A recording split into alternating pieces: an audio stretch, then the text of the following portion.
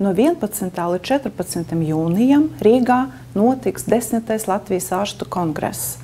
Tas ir lielākais medicīnas forums Latvijā un ir jubilejas pasākums. Mēs ar profesoru Juriju Lazovski veidojām noslēdzošu plenārsēdi 14. jūnijā ar nosaukumu Paradigmu maiņa no biomedicīnas uz biopsihosociālu pieeju.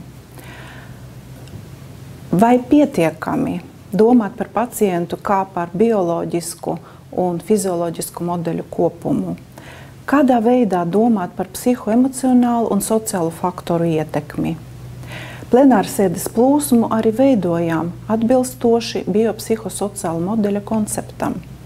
Plenārsēde atklās endokrinologe profesora Ilze Konrāde un runās par bioloģiju, metabolismu, hormoniem.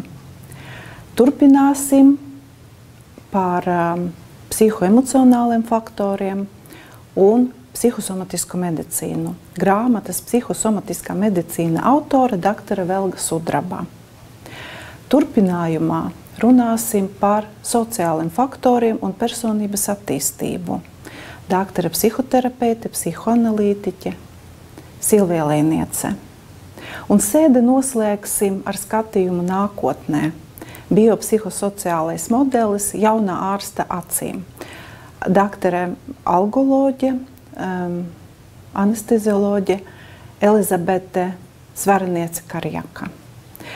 Centāmies veidot plenārsēdi intelektuāli izaicinošu un emocionāli pacelājošu. Gaidīsim jūs!